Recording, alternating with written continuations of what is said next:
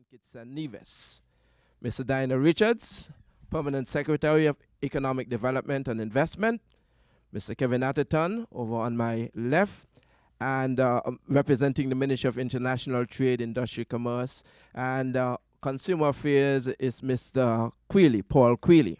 I also recognize the staff of the Ministry of Foreign Affairs, International Trade, Industry, Commerce, and Consumer Affairs, Economic Development and Investment of St. Kitts and Nevis. Ladies and gentlemen of the media, citizens and residents of the Federation of St. Kitts and Nevis, citizens and well-wishers in the diaspora, good morning and welcome to this press conference of the Honorable Minister of Foreign Affairs, the Right Honorable Dr. Denzil Douglas. The press conference is convened not exclusively for the media, although they will have a part to play, but also to allow for citizens and residents to receive updates on developments as it relates to the portfolio of the Honorable Minister. Dr. Douglas has just returned from the Republic of India, and he will share highlights of history to make sure that you understand it was not joyriding, and other matters that pertain to his ministry. So it's just not merely the section dealing with foreign affairs. Once the Honorable Minister finished giving his opening statement, he will field questions from media entities here. Be sure to remember that your cell phones do have volume, so you do well to take care of them in the meantime. At this point, please welcome the Right Honorable Dr. Denzil Douglas to give his opening remarks.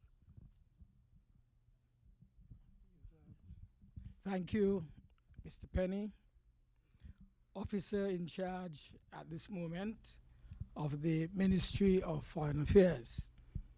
I want to thank you very much, members of the media, for being here with us today.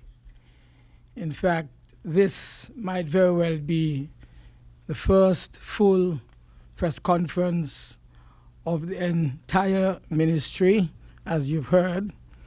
And we are doing so in particular because we would want to highlight some of the main achievements, some of the specific plans that we have coming out from our recent ministerial visit to India, which I had the privilege of leading.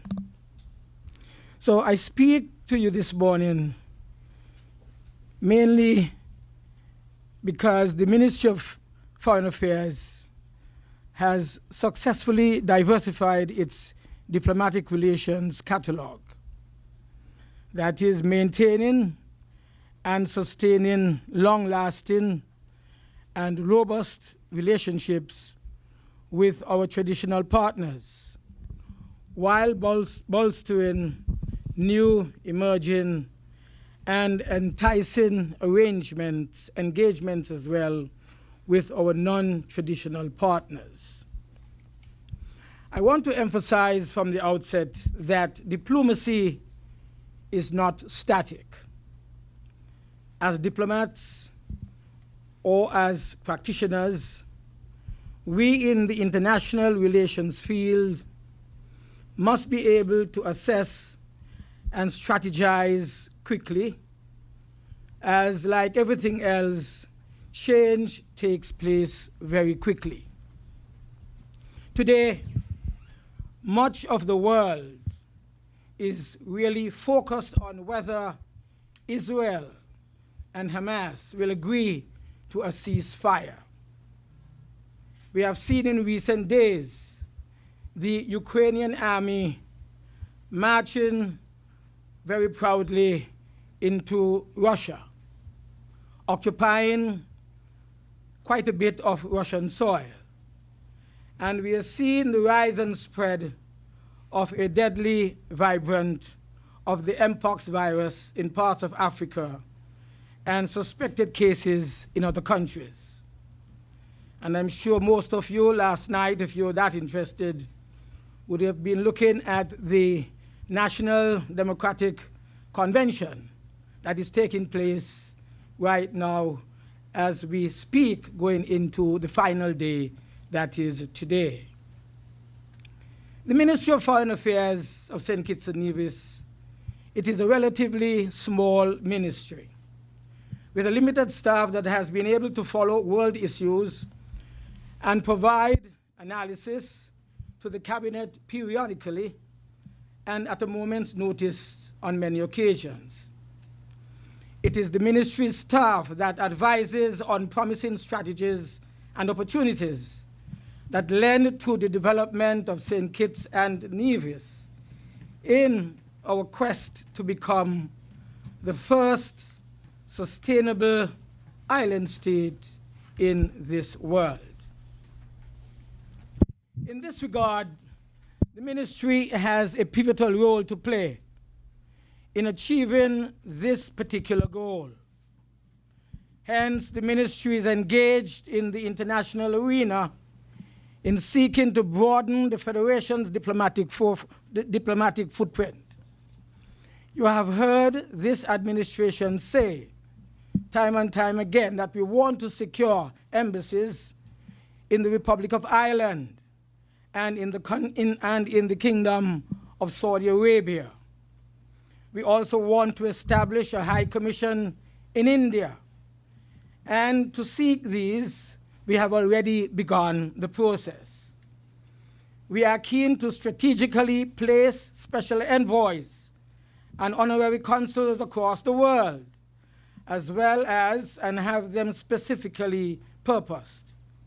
There are many opportunities for St. Kitts and Nevis yet untapped due to the lack of presence on the ground in several emerging countries. A prospect has presented itself for the Federation of St. Kitts and Nevis to lead the region in South-South cooperation. Developed countries have ascribed to the premise that cooperation and financial assistance to other countries hinge on the development level of the country without considering the fact that there are other inherent challenges that we face. However, there is good news on the horizon regarding the adoption of the Multidimensional Vulnerability Index, the MVI, at the United Nations recently. This historic international quantitative benchmark was passed by consensus on the 13th day of August this year, 2024. However, there is still work to be done in terms of its implementation across international financial institutions, the IFIs. In the meantime, we shall continue to advocate. We shall continue to voice our concerns, and we shall continue to speak out to our friends about the vulnerability to natural hazards such as hurricanes faced by small island developing states, SIDS, like ours. And so let me specifically now zone in on the recent ministerial visit to India.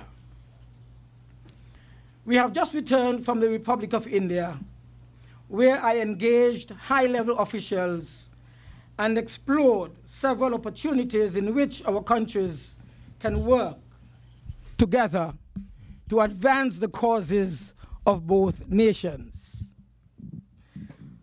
Our shared colonial history, that is like India, establishes the foundation on which the relationship is built and provides the perfect environment for cooperation. While Hindi is the official language of India, English is widely spoken there.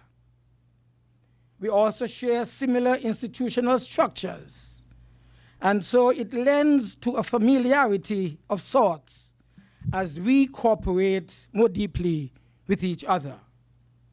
This visit was really an eye-opening visit for many of us. We know that India is the hub for information technology. It is the hub for wholesome medicine, and of course, pharmaceuticals.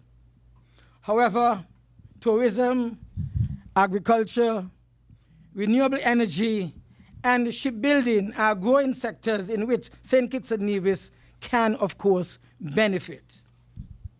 These are just some of the outcomes from our discussions with our Indian counterparts that I will now outline specifically. 1, India has a diverse tourism product, and we are seeking to establish an investment establishing a high-end hotel in St. Kitts and Nevis from a popular hotel chain in India.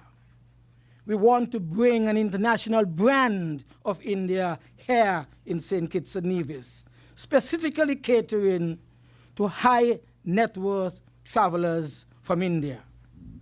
This will increase the number of rooms that we have here in St. Kitts and Nevis and provide training opportunities for hotel staff. But more than training opportunities, it will provide hundreds, if not thousands, of jobs for our people, and thus ensure that the economic spin-off which this ministry and government want to achieve will eventually be in our sights. 2, India is a global leader in information technology. We are currently in dialogue to confirm investment to establish an offshore university that specializes in delivering courses and degrees in information technology and its related areas. We believe, just as we had planned some 10 years ago, that we can provide students trained in the basic sciences to enter MIT in the United States of America, just as our medical students here are entering medical universities and hospitals around the world from the medical universities that we have here in St. Kitts and Nevis. 3, while in India, I visited a large distribution center for pharmaceuticals and observed its generic medicine distribution program. Pharmaceutical drug prices vary, and some prescriptions are quite exorbitant. In the interest of the patients, we want to see less costly options for pharmaceuticals for the region. Since we procure pharmaceuticals as a sub-region, St. Kitts and Nevis will lead the way to ensure that Indian generic pharmaceuticals are procured through the established program. And we do this in particular as well because St. Kitts and Nevis, so our Prime Minister, Dr. Drew, Prime Minister, is the leading spokesperson on health matters here within the wider Caribbean region. 4, for the modernization and improvement of our Bureau of Standards, India can assist with the improvements to multi-purpose lab and capacity building in different areas. Our multi-purpose lab, the Bureau of Standards, etc., that is becoming more and more internationally recognized, with our students, with our, employees being trained at distant lands to ensure that we can achieve our global perspective and agenda. 5, our fight for food security. It continues, and India, of course, can be of help. They have experimented with sustainable, eco-friendly fertilizers and the introduction of e-agriculture for improved efficiency and, of course, delivery. Moreover, discussions are to begin to coordinate the outfitting of an electric vessel to assist the Coast Guard in securing the Federation's borders. You know, we are challenged at this time in particular with illegal weapons. How do they get here? We don't manufacture them here. They must be brought into our country. And this, we believe, can assist us in this regard, at least in that particular area. 7, I was able to sign the Memorandum of Understanding on cooperation in the field of sharing successful digital solutions implemented at population scale for digital transformation. In accordance with this MOU, it will facilitate the establishment of a digital payment system for St. Kitts and Nevis to utilize. Currently, 1.6 billion transactions take place every year in India through this system. And it accounts for 49% of all digital payments in that vast country. The company would have reached out to the central bank here, Eastern Caribbean Central Bank, to cooperate in the past. And we will provide the necessary follow-up and mediate between both entities as we bring that from India, not only to the citizens of St. Kitts and Nevis, but at least to the citizens of the entire Eastern Caribbean states. 8, I signed also the Memorandum of Understanding on cooperation in sports, which establishes a framework for collaboration in training and exchanges for players, coaches, and administrators in different sporting fields. In fact, as I may say, it was while we were at that meeting that we would have learned of the sad, untimely passing of our former Minister of Sports. And we led our counterparts on that side of the world in a moment of silence to pay homage and respect and farewell to Glenn Ghost Phillip. Locally, we have an issue with rising prices, and the Consumer Affairs Department needs the introduction of a digital system for tracking food prices at the supermarket. This ensures that there is no price gouging. And I am sure Mr. Quealy here with us from the Consumer Affairs Division would be very pleased to hear of this. This will assist us in ensuring that there is no price gouging. Almost finally, I want to say something about the training opportunities. The Federation of St. Kitts and Nevis receives a plethora of capacity building opportunities, for the most part for civil servants. Different countries offer specializations in different areas of training. I previously spoke about some from India and Japan, 2 countries that offer in public health and education, particularly for mathematics teachers. From Singapore, training is available in public health, in water management, in finance, and public administration. And from the Republic of China, Taiwan, smart healthcare and climate change. There are many others, and these are just a limited list. This is just a limited list. But we also want to touch on scholarships before I end.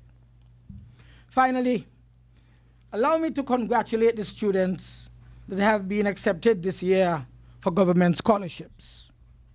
For the Republic of China, Taiwan, there is a total of 16 students who have been accepted to pursue various degrees. Further, the Organization of American States has accepted 2 of our students. And the Kingdom of Morocco has accepted all 9 students to pursue degrees. Only 9. I was there a few months ago, and we secured 30 scholarships. Why only 9 is what I ask us today. A total of 10 students have been accepted by the Republic of Cuba to pursue various degrees and medical specializations. Before I complete my statement, allow me, of course, to express a word of gratitude to the Permanent Secretary, Ms. Kebas, and staff of the Ministry of Foreign Affairs, who render due care and attention to the work mandated by the federal government, often outside of the established working hours. I want to thank you. I want to say thanks to our diplomats and our local staff at the embassies, at the high commissions, to our missions and consulates who work tirelessly to ensure that St. Kitts and Nevis continues to comply with international norms and standards, thus presenting us as a reliable partner on the world stage. And of course, I thank those who are of the Ministry, Trade, and International Trade and Industry and Commerce and Consumer Affairs, and also those of the Ministry of Economic Development and Investment, all of whom are represented here this morning. I would say that on the visit to India, we did have Mr. Atherton on my left here, who is one of our researchers and advisors in the Ministry of International Trade. I also had Mr. Henry, who is not here. He's absent because he's ill. It was a long journey. Some of us have to be all strong. And, and also we had the benefit of two members of our team. One is our attaché at the High Commission in the United Kingdom in London, and one who was recently appointed as our special economic envoy in the area of Asia, Mr. Mishra, who, as I said, joined us as well as part of the delegation.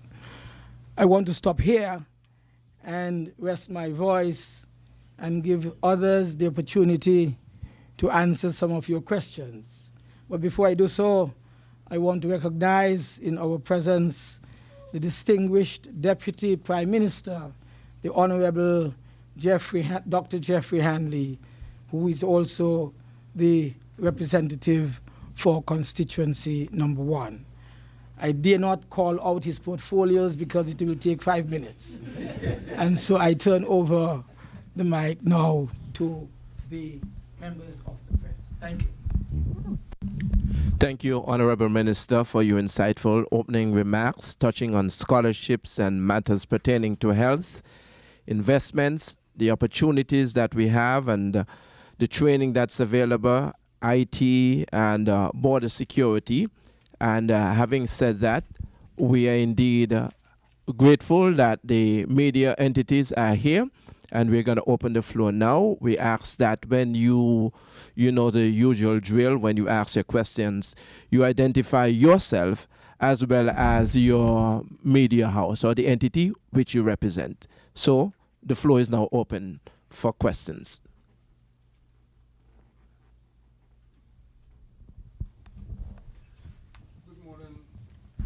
Minister Dr. Douglas and other members of the head table. Now, you mentioned in your opening statement your trip to India, and one of the components that you disclosed was the possibility of a high-end hotel being established here. Now, we in St. Kitts and Nevis, especially in St. Kitts, have had a history of mixed hotel development in terms of Some of them are very successful, and others have yet to be off the ground. We can look at, for example, Christopher Harbour and Petition Hill, some of the Chinese developments, all of which are, in my view, well underperforming in terms of guest numbers, in terms of activities, and so I'm wondering if this proposed hotel will fall into that similar type of pattern that has developed here in St. Kitts and Nevis. And as an offshoot of that in terms of hotel development, could you also say if the facilitation of hotel development through the CBI program, based on the current environment in which we are operating, is such facilitation now an ineffective means of promoting new hotel developments for St. Kitts and Nevis? You would prefer that I take individual? Well, anybody else for a question right now? Do we have anyone else who wants to ask a question right now? Identify yourself and the media house, please. Ebony Thank you. Brandon, SKN Source. In your travels, Dr. Douglas, as our leading diplomat, have you had any conversations, whether in India or elsewhere, for the negotiation of infrastructure or technology that will help to bolster the police force and or crime-fighting technologies? Now, I would have noticed that you mentioned the acquisition and negotiation of a motor vessel which will increase coastal patrols.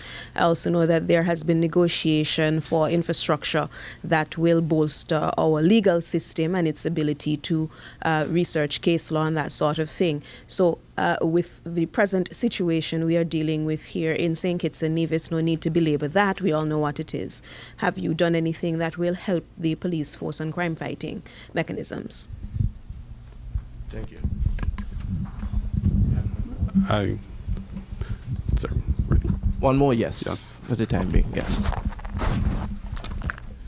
Dr. Douglas, Ken Fuentes, ZIZ News. How important was it to have sport as part of the discussions on your travel? And how important is it, that relationship you're developing now with India for the development of sport on the island? Sorry. How important was it for you to have sport as part of the discussion on your travel? And how important do you see this partnership with India in terms of the development of our athletes here in the Federation? Thank you. Right. So we have we have three.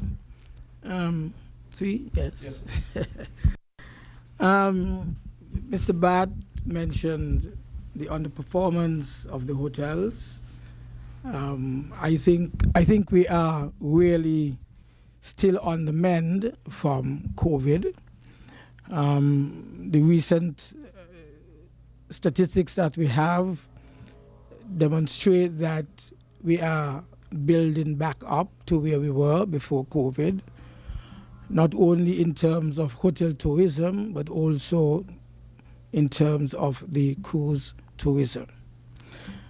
So even though at the moment we may not be achieving the kind of occupation that we would envisage, that does not stop us from going into search for high-end branded hotels to continue to come to St. Kitts and Nevis. St. Kitts is a special country.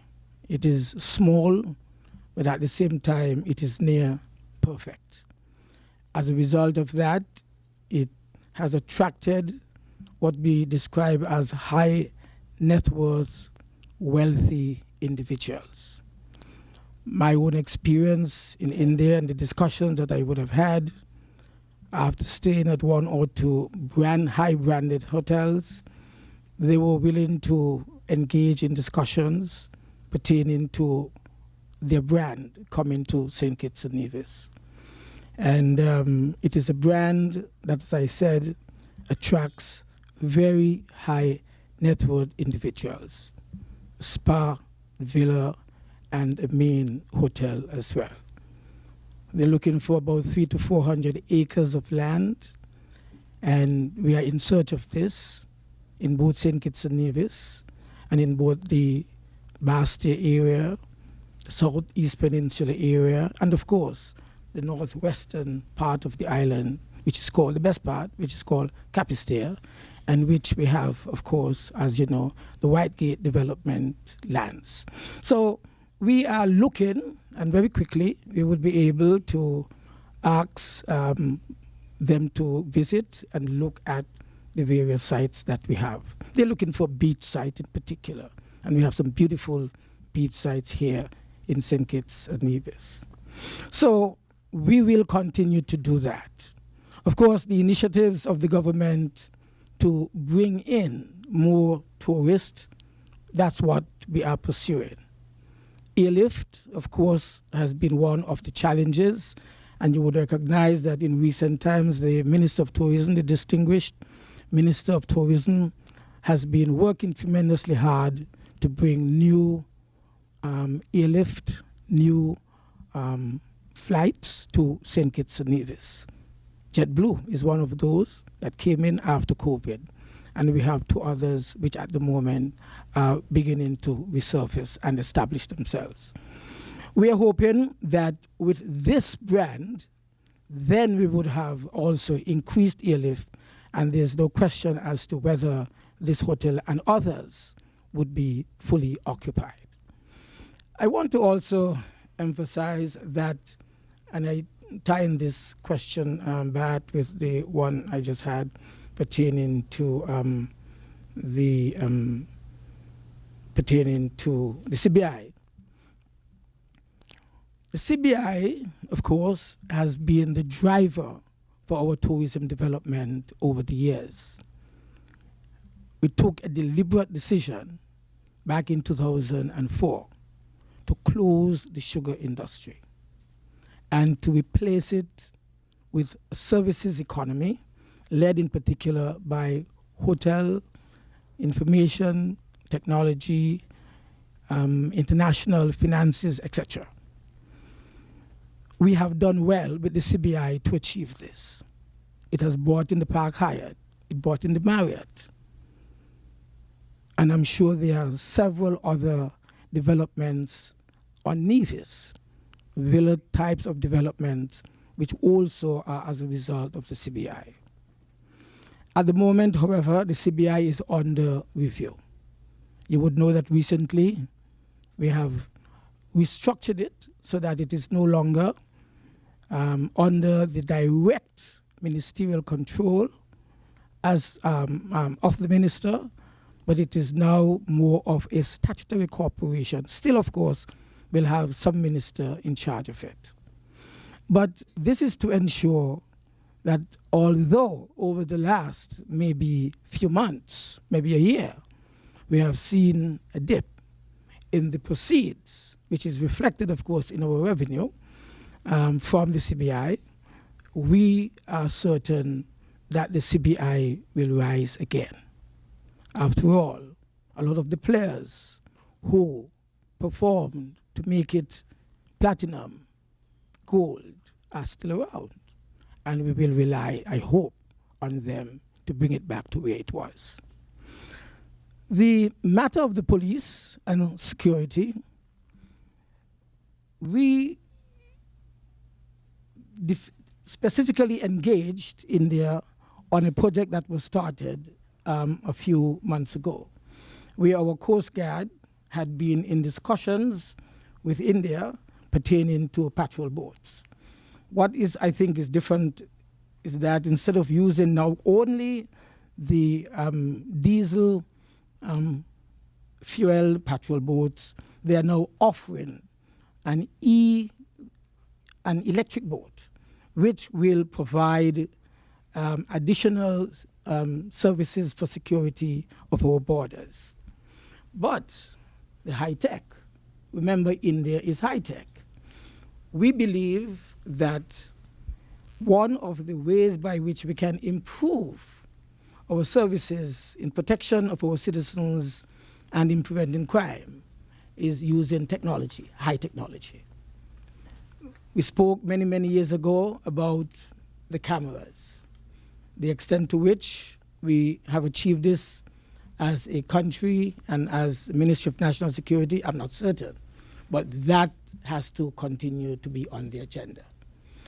Cameras, therefore, I'm sure we would be able to obtain these from India. And as I said, general training in high-tech services would be part of the training that we would receive from India.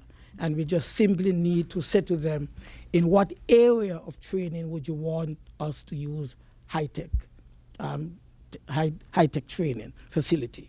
And we will get that. They are that generous and expect us to not only do it for St. Kitts and Nevis, but for the wider Caribbean region. All right? Sports, of course. We recognize that sports is not only one of the top achievers of Kittitians, but also it is one of those areas that facilitates economic development through tourism. And so we definitely recognize, in fact, they say that we joked around when we were there, because we know that although they can and have beaten us in cricket, there are other sports that we can beat them in. I don't think they do much football. I don't see that much.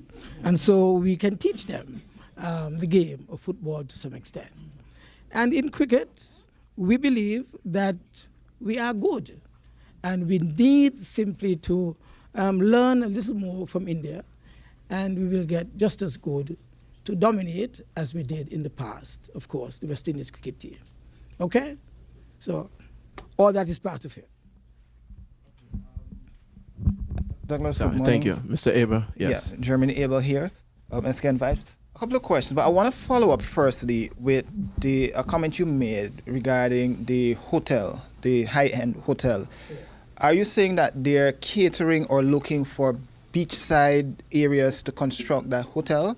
And if so, is there any factor of, are you or the government factoring in the concerns regarding climate change and the fact that one existing hotel currently lost its beach due to climate change? My second question specifically has to do with existing projects that India undertook with St. Kitts and Nevis. Was there any discussions in terms of further funding? For example, the health center in St. Peter's, which is basically dormant at the moment. It's just the infrastructure there. Additionally, was there any discussion in terms of possibly funding or partnering to fund maybe the construction of the new Basta High School? And this question is more international related.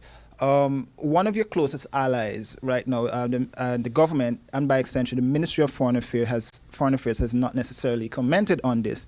But regarding the issue of Venezuela and its elections, Venezuela is one of the Federation's closest allies. Where is St. Kitts and Nevis when it comes to all this discussion surrounding the elections and the dispute that we're hearing at the moment?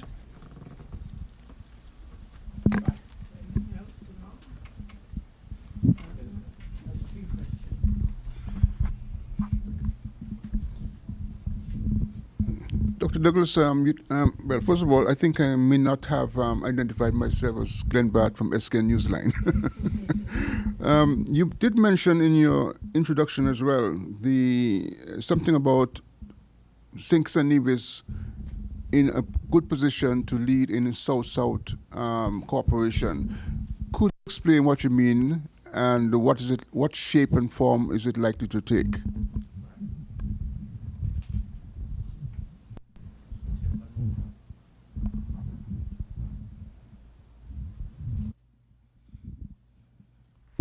While we wait, on the matter of the beachside difficulties that we've had and climate change, etc., I'm going to have Mr. Atherton respond to this, because this is one of the areas that we really concentrated on, anticipating that, especially if we're talking about a sustainable island state, that we have to make sure that climatically we are on top of things. Yes.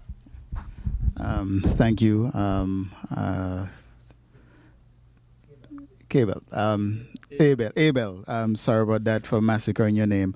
As the minister would have indicated, during the delegation's visit, we met with a series of institutions, organizations related to the government of India. One of these organizations, which we actually have made contact with, is the Coalition for Disaster Resilience Infrastructure.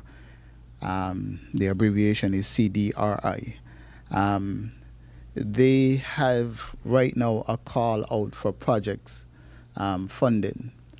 We have, through the Ministry of Sustainable Development and Environment, would have gotten into contact, and they are presently looking at projects, especially in the area of climate mitigation and adaptation, for funding.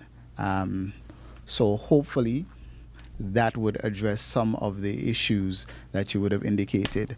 As for funding other projects, we would be liaising with the various institutions we would have met with through, as the minister said, ITEC. This is their foreign assistance programs to countries such as St. Kitts and Nevis, where we can tailor the assistance and capacity that we need built in the country.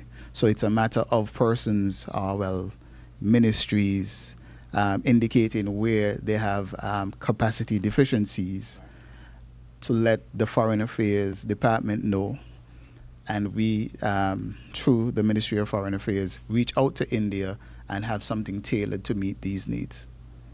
I don't know if that answers your question somewhat. It did, but in terms of the St. Peter's project, which did fund. That would have to be revised. That we would have to actually go back to them to let them know where it stands, if we need further assistance in the project, because I think it would have had a project cycle. So if there needs to be a revisiting our new project to start back, then we would move forward that way.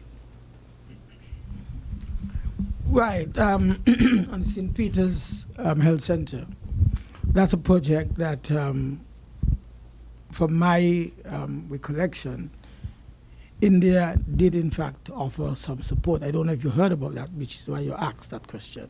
Right. And so it is, as he said, it is for us to make sure that the whole project is repackaged. As you know, it ran into some problems.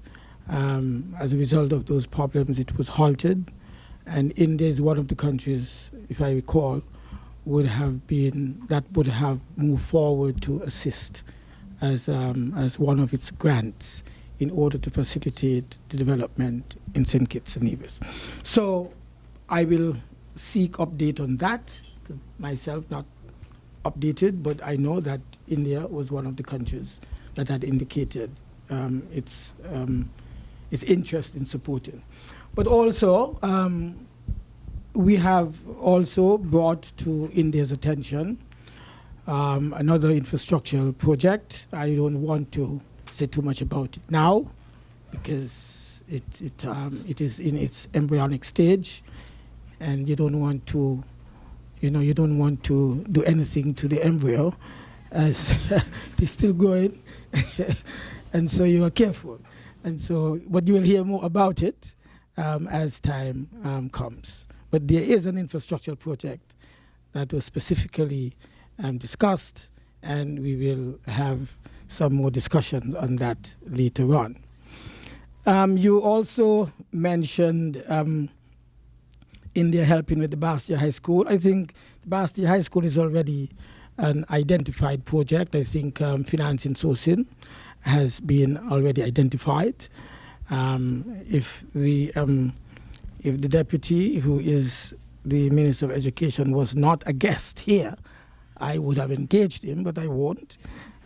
Just to say that it is a project. It has been, the funding has been identified, and we are moving forward on that. The Venezuela elections,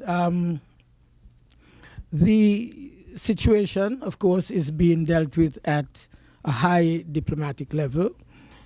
In fact, I was one of those who, on receiving the initial report that there was a victory for the current president, did congratulate him as the Minister of Foreign Affairs.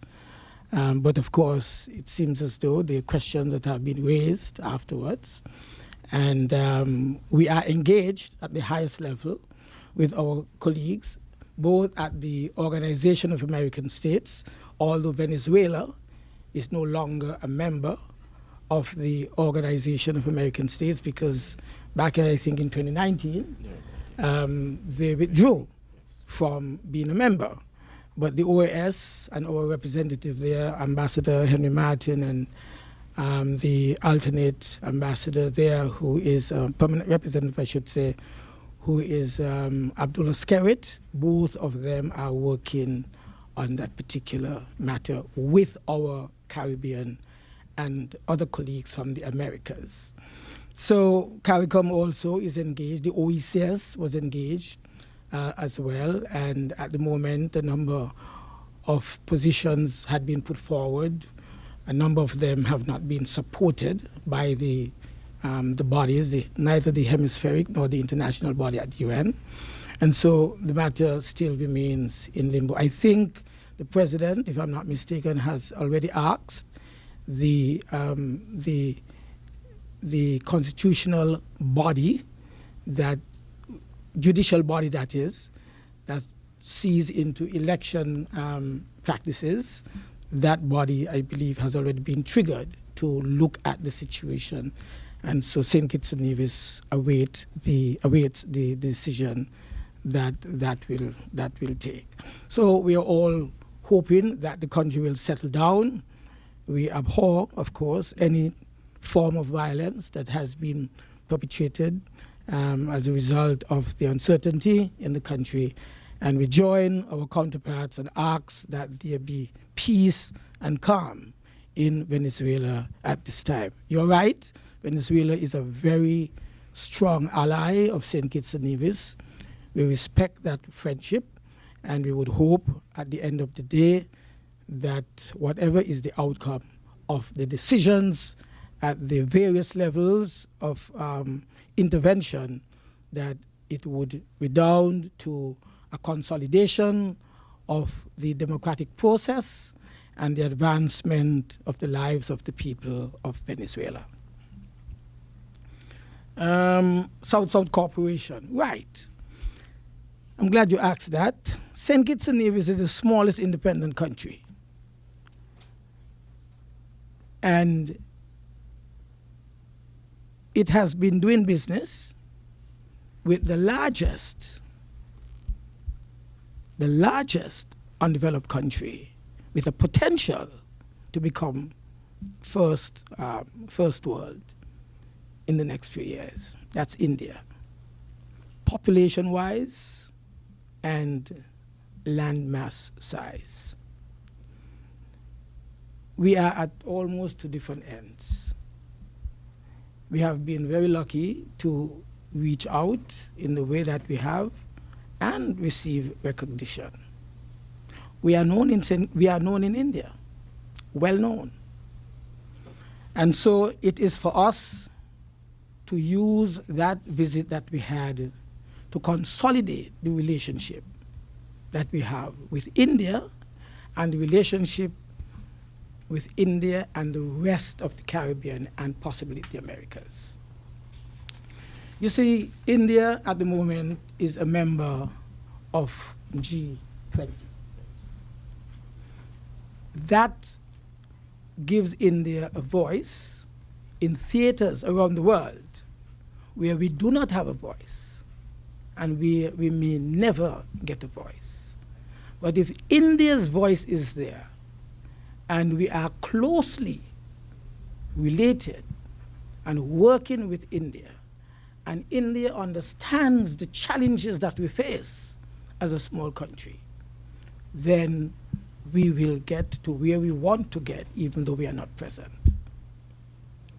And that is why it is so important to have established this relationship with India. India, as I mentioned in the introduction, is pursuing serious development in areas that we have seen to be critical for our development as well.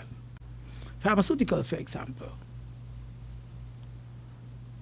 We in the Caribbean region, especially here in the OECS, have a common regional plan to access pharmaceuticals, drugs, medicine for our people. I don't know how many people or how many leaders know the enormity of the mass production of all kinds of drugs that India is involved in. That's why we took time to visit one of their warehouses to look at the systems to make sure that everything is electronically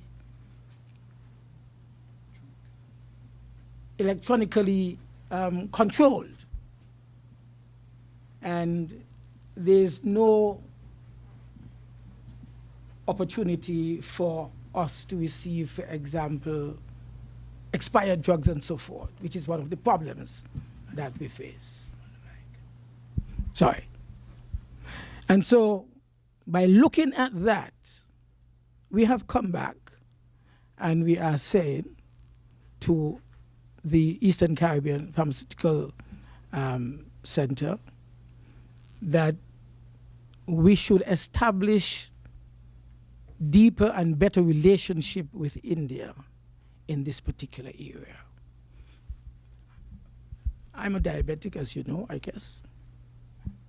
And I was careful to look specifically at the common drugs that are required for NCDs, non-communicable diseases. Do you have enough for yourself? Do you produce enough that you can sell to the rest of the world, especially our part of the world? Answer is yes. A simple thing that you may not think is important, because I saw a little program that was launched the other day, sanitary napkins. I mean, all that is where we went to make sure that there is an abundance of supply, cheap supply, so that our people with pride can maintain proper hygiene and so forth. So I think by doing this, we can become, we can become, of course, an advocate for India in this part of the South. And India in the same South, but around the world, another part of the world, we can push cooperation in this regard. And that's what we intend to do. Again, the payment system. I was surprised. One of the ladies who was in the discussions with us, she said, I've been to St. Kitts. She spoke about going to the Catholic Church. She went there late by a taxi driver. All those details. So they know St. Kitts. And they want to do business with St. Kitts and Nevis. So it's not just the Indians who we see at Port Zante, but the people of India know of us and want to do business with us, as they themselves want to strengthen the relationship, the South-South relationship that is becoming so critical for states like ours, which are poor and struggling. Let me just add a little extra on the pharmaceutical aspect. I know we keep hearing the word generic being thrown around, but I don't want that to be the sticking point, as India is working under the waiver agreement under WTO. This is trade related, which allowed them coming out of COVID to manufacture generic versions of certain drugs. So these drugs are actually, they meet WHO standards, ISO and other HACCPs and other manufacturing standards. So they're not just manufactured willy-nilly. They are meeting standards international. So when we hear generic, it's not generic just made. They are meeting standards to manufacture them. And one of the things that they also showed was, as the minister indicated, their real-time tracking of inventory. They showed us down to the serial number, batch number, everything that is needed to track for expired medication in any way, shape, or form was there. And also medical, we had things for asthma. Those things also are being manufactured. So this is a Indian initiative by the president. I think it's a pharmacy on every corner. I can't give the Indian name of it, I will butcher it, so I'm not going to try. But this is actually an initiative in India to allow for persons to have access to pharmaceutical grade goods. Now, as Minister of Investment, early in the administration, the idea of what is it called, aquaculture, and also the development of the blue economy in terms of fisheries and byproducts coming out of the fisheries industries. Has your ministry paid any attention to this component in terms of trying to attract either investors or the required resources and research needed to get these industries off the ground? Because in the Caribbean, generally, there is not enough information as what's happening in our oceans. We have it as a large square mile component of our country, but yet we don't know very much about what is really under there, how much fisheries, what other kinds of resources do we have, and what are the challenges that we could face. So any idea as to research capabilities being brought into the country to assist with this kind of problem?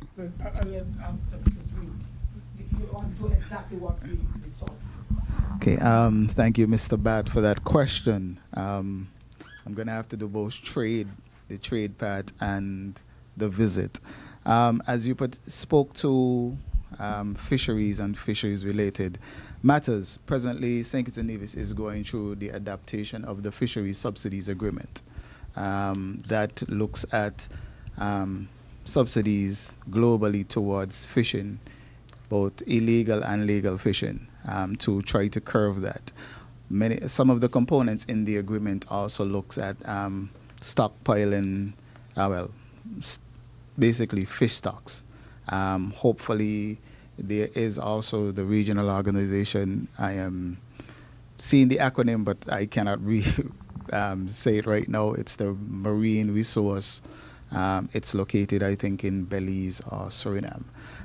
They are presently working with CARICOM to do projects in line of seeing what is going on with the fish stocks and where they're located. As for India, we would have met with I don't want to get their name wrong, the Energy and Research Institute, TERI. We actually paid a visit to their facilities where we got to visit some of their labs. They engage in a lot of research in both agriculture, aqua, that a wide field. I think they wanted us to stay there for the day, but we had other things. But they showed they do nanofertilizers, stuff like crop, for literally crop tracking, e-soil, e-agriculture, like various services. I wish I had walked with their pamphlet to rattle off what they offer. But these, one of the things that they also spoke was the SDG, life on the water and life on land, because they look at production spillage costs to the soil that goes into the water table, as we know. So that affects consumable water.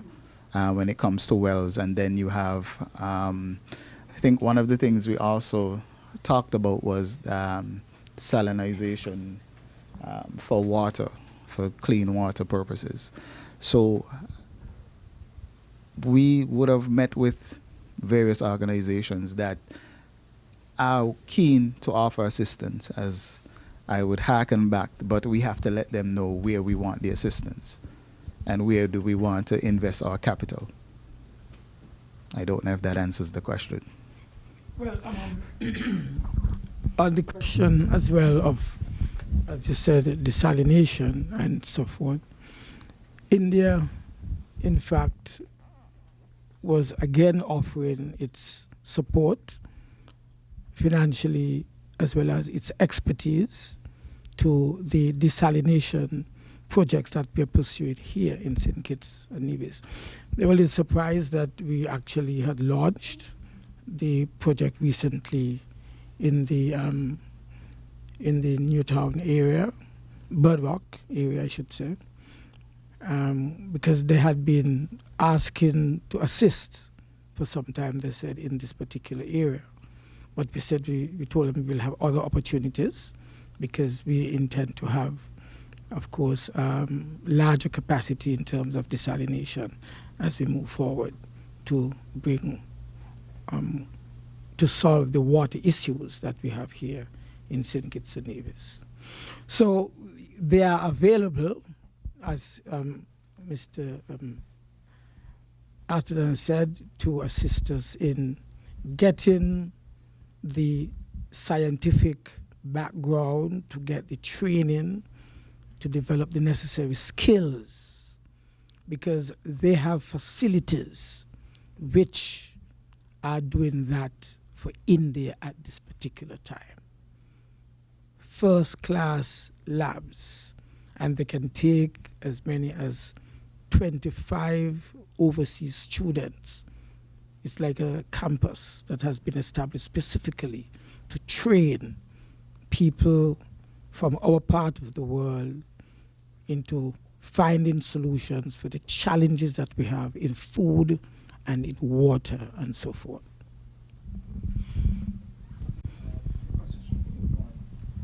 In terms of all that you've mentioned, the MOUs, the agreements that have been signed between yourself and India, in the short term, what realistically will we be seeing in terms of the benefits? I know all of these are really good, but in the short term, the immediacy, what will we be seeing rolled out over maybe the next month, a year, 2 years, or so forth?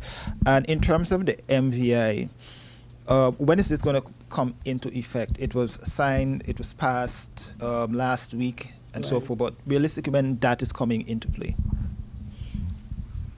I am certain that, going back to the MVI first, as we approach the United Nations General Assembly, as we approach the UN General Assembly, I'm sure that this would be an assembly that would press for specific timelines in this being recognized. I mean, you're talking about something that I went around the world with the former Secretary General of the Commonwealth just before I left government back in 2013, 2014. And it's now 10 years. And so it has taken that long to be recognized. That is what we were saying. We were saying all the way back in 2004 and so forth that it was unfair for us to be graduated out of concessionary support, lending and access grants, simply because the per capita income was high. But the per capita income is high because people's wages are high, yes. The population is small, so you get a high per capita income.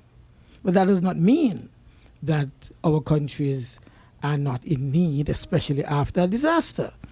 And that is why the term multidimensional vulnerability index, we were saying then that the rest of the world, the developed world in particular, those that control the international financial institutions must recognize that the incidence of disasters in our countries, though it have very high per capita income, incidence is high. Every year, number of hurricanes come off the west coast of Africa, blow across the Atlantic, and they come here. We are in the path of the hurricanes. So we are saying to them, even though we may look as if we're rich, we're not really rich in terms of having our infrastructure destroyed and having money to rebuild it. And when we want to rebuild it as a tourist country, you can't have your house stuck, your hospital down, your airport down. You have to rebuild it. You have to borrow money. And they want us to borrow money at high interest rate. And that was the argument over the years. Give us a special consideration, considering that the incidence of disaster is high.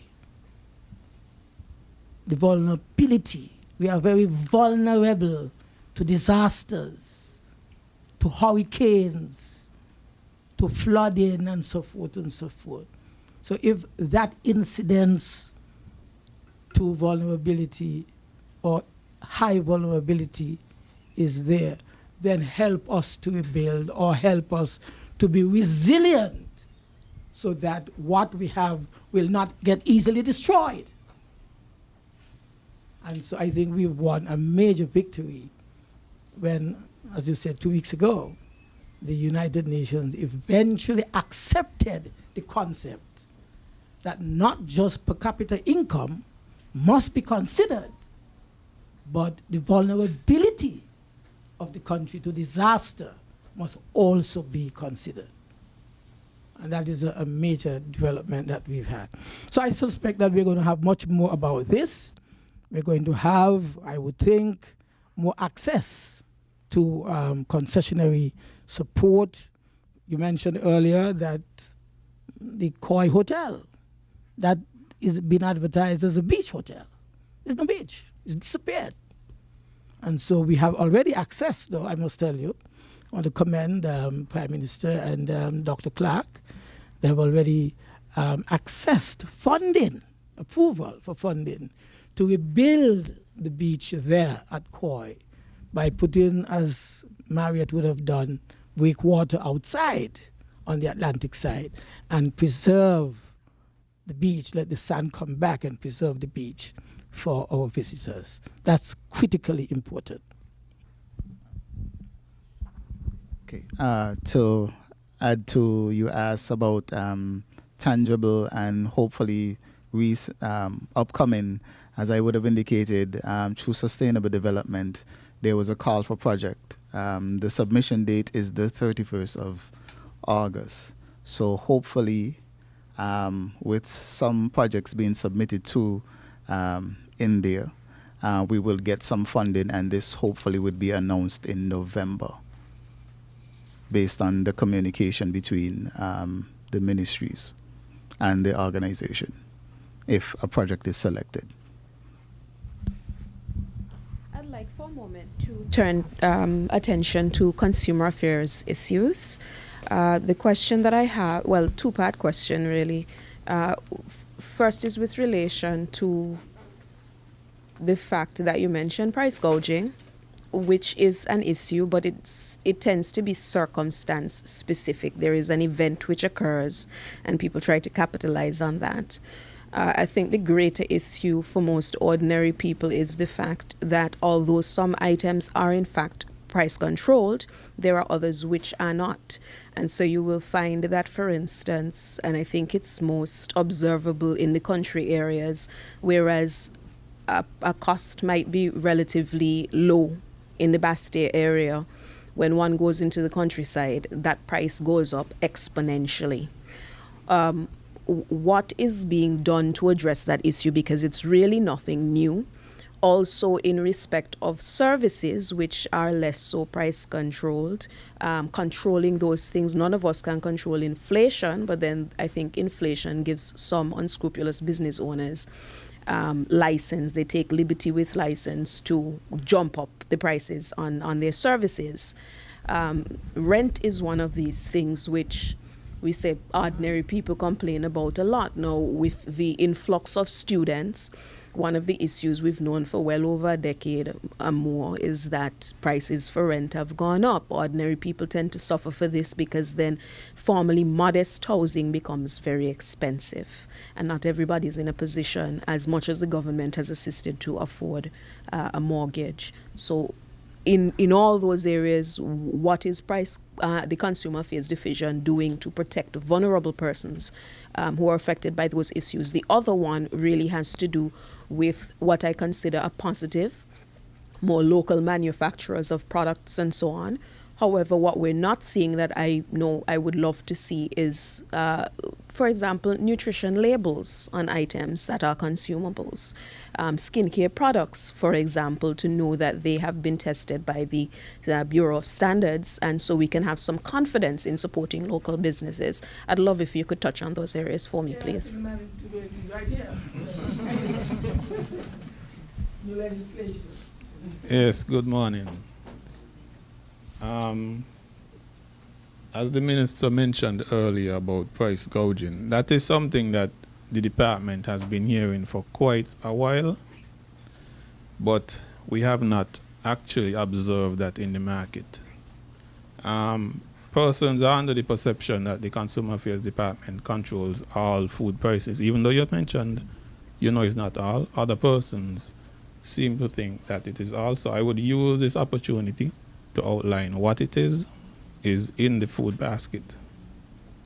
We have chicken frozen, meats frozen, fish frozen, meat salted and in brine, salt fish and pig snout, Vienna sausage, cornmeal, dried peas, cereal, butter, margarine, pasta products, cheddar cheese, and this is the type of cheese that is the big bulk cheese that you slice up and sell in the styrofoam containers.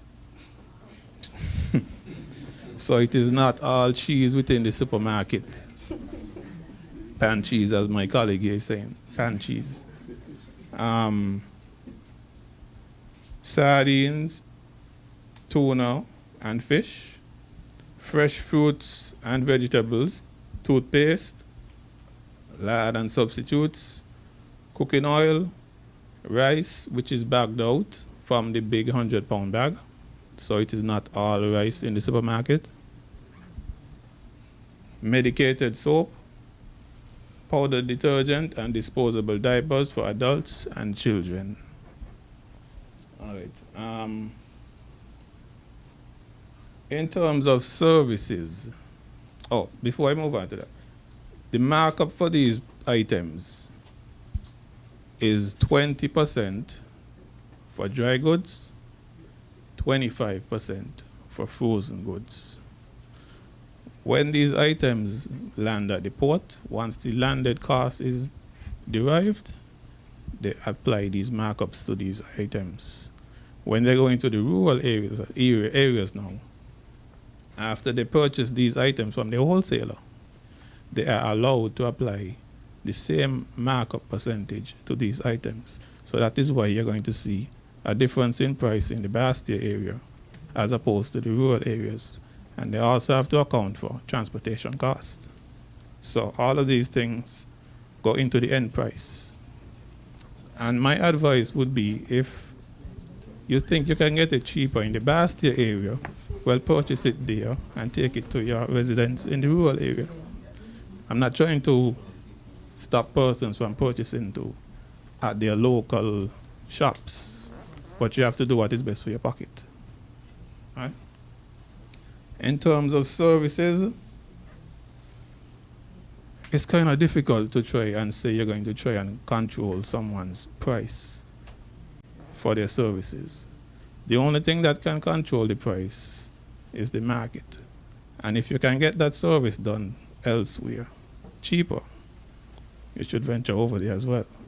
But in discussions with the minister, we have discussed competition policy. We've also discussed price gouging legislation. But price gouging legislation would be limited to items, essential items only. You cannot regulate the prices of everything in the market. That will not be a wise decision. So I don't know if I've answered, or you've mentioned labeling. Well, my colleague here will handle the labeling. Okay. It falls under the Bureau. Not just labeling, but product testing and labeling as well. Yeah, sure. We have someone here who can answer that. Okay, good morning, everyone. Clelia Davis from the St. Kitts Nevis Bureau of Standards. Let me give a brief description of what we do. Currently, we are internationally accredited by the ISO 17025 in our air quality testing labs, and we are now in the process of doing that for microbiology and chemistry. We have synergies with the University of South Alabama as it relates to fish toxin detection, specifically ciguatera. I was fortunate to go on that for 1 month, and once everything works well and we get all of the consumables, the infrastructure that we will definitely need to do the entire process, then that will be an added part of our research and development wing that we are collaboratively getting on the ground. Secondly, we also have the radiation wing that is also being established. And as it relates to food services, specifically for the agro-processors, in order to be able to do their nutritional facts, we just recently commissioned our HPLC, which stands for High Performance Liquid Chromatography, which is one of the high-tech instrumentation that allows us to do the nutritional facts analysis and food testing. That is one of many things that we are procuring. And so to hear the Honorable Minister mention that India now is generous enough to consider all of these instrumentation along with the training, along with the infrastructure, because it cannot happen in silo. We at the Bureau are very very happy to hear about that. So we look for more collaboration as it relates to that. And we are very proactive and forward thinking as it relates to making sure that we have the infrastructure and the necessary accreditation internationally, I must state, so that we are prepared and that the general public has that confidence in us to make sure that we are doing what we need to do as it relates to our mandate. So I hope that answers your question. Thank you.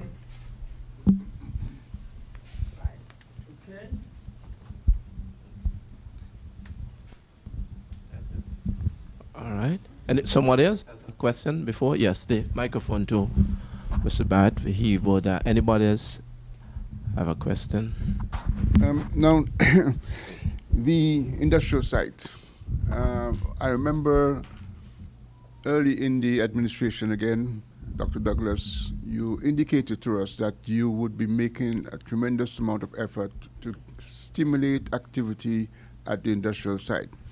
Now, traditionally, a lot of those factories were bought here under the Caribbean Basin Initiative program of the United States.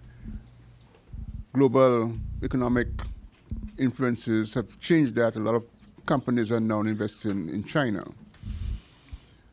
What is the focus now of your ministry in regards to reactivating the industrial site, perhaps with a new focus? You mentioned here in your statement with regards to your visit to India a number of high-tech possible solutions. Where is the priority now? Right. The priority, of course, is the same. In fact, while you were speaking, and before that, actually, I did scribble on my notes here, textiles. Because while I was in India, I signed a memorandum of understanding for textiles. I had some discussions with a company, I think they might be from, not certain, they were not from Delhi.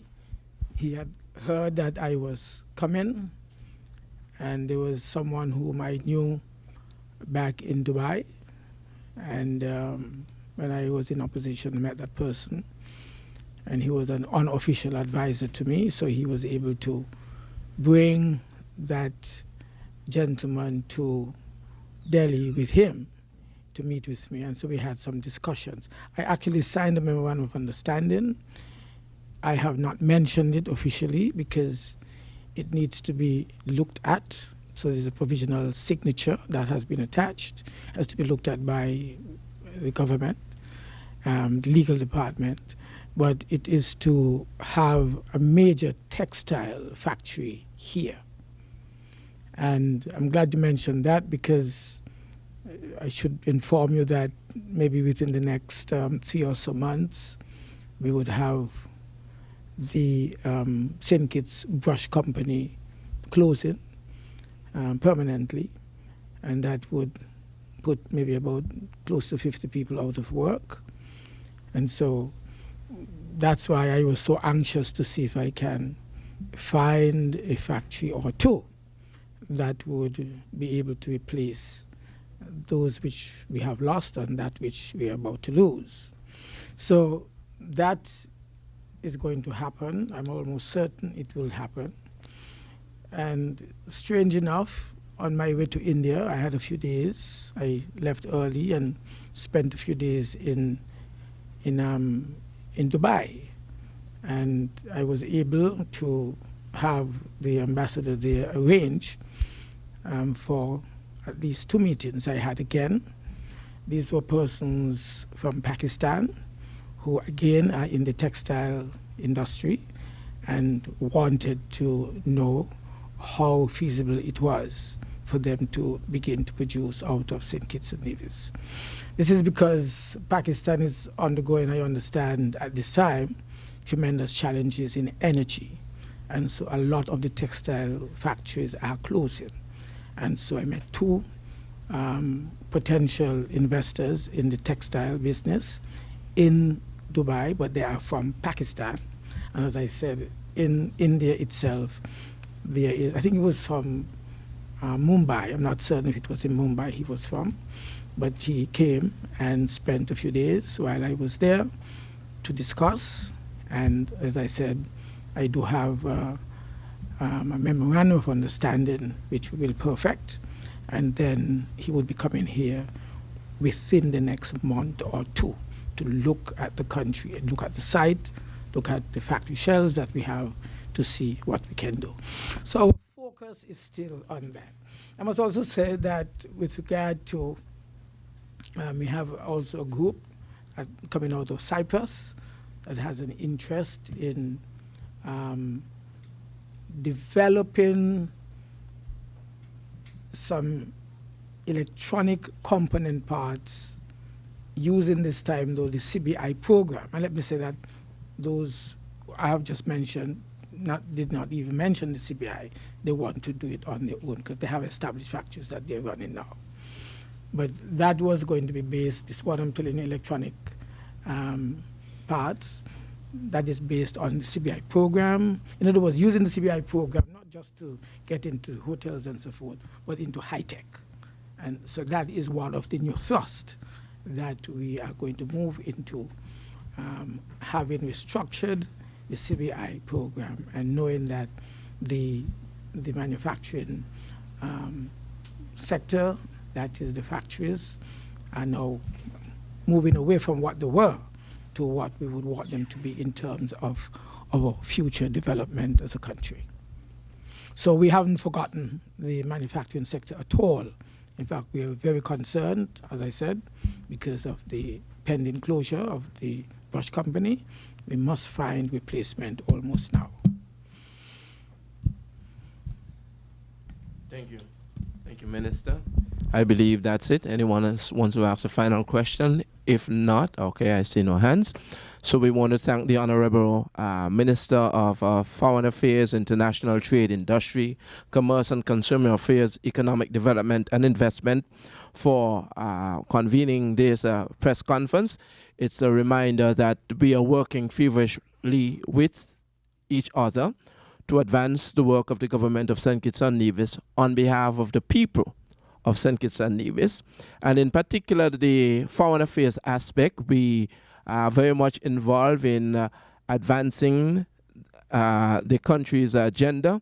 And also to remind you, by doing that, we are working on visa waiver agreements, memoranda, which is more than one of understandings, and we never do those without being reviewed by the Ministry of Justice and Legal Affairs. So bear that in mind. Some things take longer. Sometimes we do a visa waiver agreement, but it has certain things that go into place before it becomes effective. We just want to let you know that we are not asleep, but we are very much alive, looking forward to independence, looking forward to advancing. The foreign affairs aspect is the face of the government of St. Kitts and Nevis in the international arena. And so we also help to advance scholarships, look after our students overseas, establish missions wherever possible, and establishing a mission takes a lot of money. In fact, when in foreign affairs takes a lot of money. And sometimes people may ask what we do at foreign affairs. Well, we stay awake because we run 24 hours, 7 days a week. You can be called at any time. Someone is stuck somewhere. And we work with Ministry of Trade and the other aspects, Justice and Legal Affairs, National Security, and all that stuff. So we're not sleeping. We're actually working with the Ministry of Education Minister. So let me thank all of you for coming. We thank you for coming, and we had a fruitful time with the dissemination of information. And we thank the Minister and for all of you, and may you have a wonderful day. Thank you very much.